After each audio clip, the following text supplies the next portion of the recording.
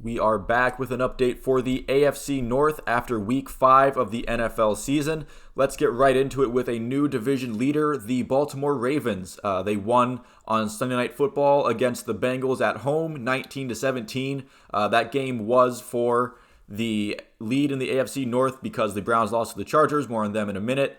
But let's for now talk about the Sunday night game with the Ravens winning. The Ravens, it was all Ravens in the first quarter. In the second quarter, it was all the Bengals, and in the second half, it was all sloppy.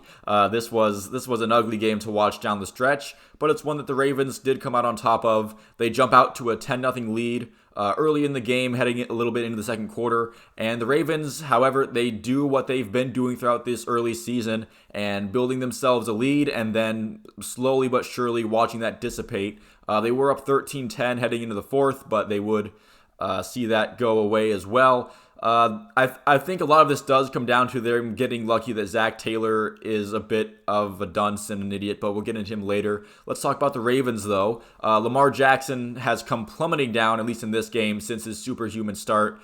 This game, he did not look great or in his element at all. He was overthrowing receivers left and right, at least a couple notable plays anyway, maybe not the whole game, but the interception stands out, and also that fourth down conversion where they do the nice little fake for a shovel pass, and he had his receiver wide open, just overthrew him. Two overthrows leading to the Bengals getting the ball off of turnovers. That's usually not great. But, however, they did end up getting the win in the end with Justin Tucker and his incredible fourth quarter performance, including the game-winning field goal. It just feels like if you give Justin Tucker a field goal to either tie or win a game, and it's within 65 yards, maybe even a little beyond it at this point, you feel like you're going to make that kick 100 times out of 100. No need for that 99 in there. It feels like it's automatic at this point. We were definitely witnessing probably the best kicker of all time at his craft, and at least as far as game-clinching situations go, when he goes out and does his thing. It's incredible to watch. And as much as I hate to say it as a Browns fan, it is incredible to watch Justin Tucker go out and do the things that he's able to do as a kicker and just be as impactful as he is. He gave a fantastic post-game interview, giving the entire team credit, saying that, this is a team win, especially with the special teams. Him saying that, once the hold and the snap is down, he's just like a system kicker. And he says, like, the ball basically kicks itself. But he is just tremendous to watch. But, they do beat a Bengals team that was all out of sorts. I thought they were very poorly coached and not game planned well on the offensive side of the ball. But, however, at the end of the day, it's all about whether or not you win the game, not how you win them. And if you're 11-5 or 11-6 or 12-5 at the end of the season, it doesn't really matter how you got there. It just matters that you did. And now they have the division lead for it. Their next game is on the road against the 4-1 Giants, so maybe not as much of a gimme game as was going to be thought when the season started. But we'll see if the Ravens can take this and get some momentum out of it, or if they blow another 17-point lead or something. Who knows? We're going to go on to the second place Cleveland Browns. They fall one spot after losing 28-30 to the Los Angeles Chargers. Their defense was mostly not that great for most of the game. They gave up 200-plus yards on the ground to the Chargers, who are one of if not the worst rushing attacks in the early season so far. I'm sure their numbers are going to look a lot better after this week, after facing a horrible Browns rush defense. And this week they didn't even have the built-in excuse of having most of their starting defensive line out. Myles Garrett, Jadeveon Clowney, and Taven Bryan all played this week. Maybe not quite at 100%, but when you have those three names out there, especially Garrett and Clowney. Taven Bryan isn't much of a difference maker in my opinion, but when you have your starting defensive line out there, then if you give up that many yards, it doesn't matter if you're at 50% or whatever. If the names are out there, you should be able to at least somewhat stop this Chargers rushing attack, but they weren't able to do that. The defense did get some nice red zone stops, and they did get that fourth down stop that the Chargers almost just gifted the game to the Browns with, but I think there are a lot of issues with coaching with the Browns on both sides of the ball. Kevin Stefanski and his offense continues to flounder when it matters most in the fourth quarter. I know a lot of that was because maybe not all of his fault, Kevin Stefanski's in general. That decision by Brissett to try to throw that touchdown to Amari Cooper when he was just blanketed by Chargers defenders was awful. Cade York having a pretty terrible game as well, missing both a 45 and a 54-yard field goal, one of them a game winner, the longer one. And you feel like if Cade York just makes one of those field goals, you're wondering if the Browns are still at 3-2 and sitting at the top of the division instead of where they are now. But again, it just feels like with some competent coaching and some more situational awareness from the team, this team could be 5-0. But unfortunately, they're for them anyway, they're sitting at 2-3. Now they've built themselves a hole they have to dig themselves out of with a backup quarterback, a defense that's in disarray, and a head coach that seems to be out of his element, at least right now. Their next game is on the road against the Patriots.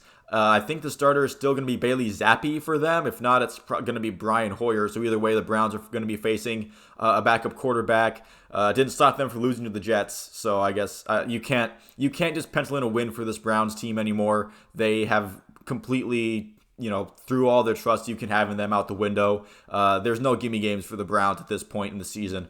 So we're going to move on to the third place Cincinnati Bengals, who lost to the Ravens in that Sunday night game, 17-19. This was a national display of how Zach Taylor can just take a game plan and a team and an offense with talent and just completely squander it. Of course, that 8-minute drive in the third quarter with that sequence, they're down 10-13, is a perfect example. You have first and goal at the 2. And you run it. The first play is an incomplete pass. All right, whatever. No harm, no foul. It's still second and goal at the 2. That's pretty good. And then they run a Philly special in which Tyler Boyd, I believe it was, gets sacked for a loss of 12 yards. This is way too complicated for second and goal at the 2. Just run. You have a great running back in Joe Mixon. You have apparently a fixed offensive line. More on them in a second. But why you don't just run the ball or at least try a sneak or I would even understand maybe another just like vanilla pass play. But a Philly special in which you get sacked in for a loss of 12 yards is just it's too cute. It's a circus play when you don't need one. And it could put you in an unnecessary situation. So third and goal at the 14, Joe Burrow gets a completion to Jamar Chase to get back to the 2-yard line. And then fourth and goal at 2, again, you're down 3. Maybe you kick the field goal to tie the game in a game where points are becoming more and more valuable. You go for it, and it's an incomplete pass. It feels like such a missed opportunity because not only do you not get any points, you give the Ravens the ball back with momentum now. And again, they would end up taking the lead again with the Joe Burrow quarterback sneak at the 1-yard line. They end up getting a 1-point lead on an extra point that Evan McPherson almost misses. And if it wasn't such a high kick, it would have doinked, but it did. It was right over the upright, which is good if the ball is completely inside over the upright, which it was. So they went up, but even then, after they went up by 1, it never seemed like a game that the Bengals really had in their grasp. And then the Ravens drive down the field, and Justin Tucker does his thing. Hopefully, there were some injury issues with the Bengals. Jonah Williams going out with an injury, but he would end up coming back.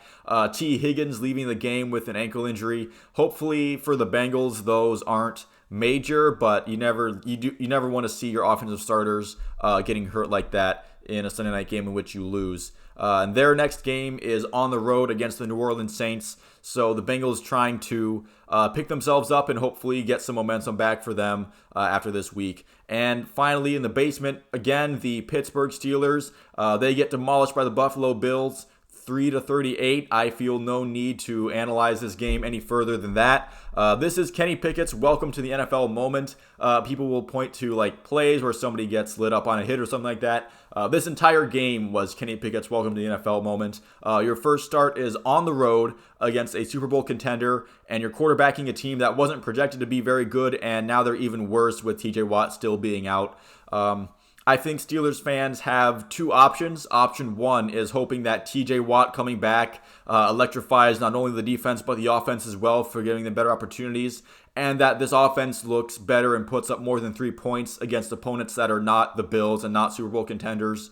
You could kind of spin it that way, but that is kind of working off of something you haven't seen before. You're just kind of assuming that the Steelers will get better. And option two is fueling up that tank because at 1-4, you're heading Your next opponent is at home against the Bucs, by the way. So the Tampa Bay Buccaneers are coming into town. Even if it is a home game, the Buccaneers, obviously, with Tom Brady, they're not as good as they were last year or the year before, but they're still a pretty good opponent with a lot of weapons. If that game doesn't go well, you might want to start fueling up that tank and looking to the draft and to the college prospects and see what's going on there. So anyway, that's it. Thank you all for watching. If you made it this far into the video, please feel free to leave a like and a subscribe if you enjoyed it and you'd like to see more like it. Let me know what you think about the AFC North down in the comments below and how you think they'll fare next week in their matchups. Thank you all again for watching, and I will see you at the next one.